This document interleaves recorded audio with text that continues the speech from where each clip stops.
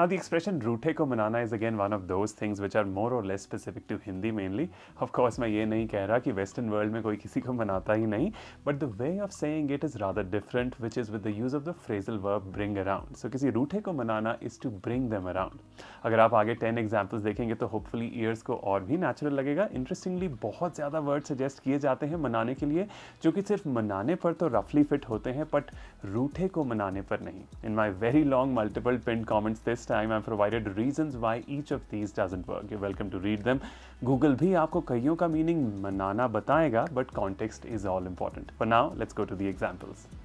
First one, वो मुझसे रूठा हुआ है पर मैं उसे मना लूंगा. He's upset with me but I'll bring him around. Second one, वो एक दूसरे से रूठे हैं और कोई भी दूसरे को मनाना नहीं चाहता. Both of them are on the outs with each other and neither of them is willing to bring the other around. Third one, मैंने सब कर देख लिया, क्या करना पड़ेगा उसे मनाने के लिए. I tried everything, what do I have to do to bring him or her around. Fourth one, तुम्हें मनाने का क्या लगेगा, what will it take to bring you around. Fifth one, सच मानो उसे मनाना आसान काम नहीं है, वो बहुत दिनों से रूठी थी. Believe me, bringing her around was no cakewalk, शी'd been in a sulk for days. Sixth one, वो आसानी से मान जाए ऐसा हो नहीं सकता. That he comes around easily or just like that is something that cannot be.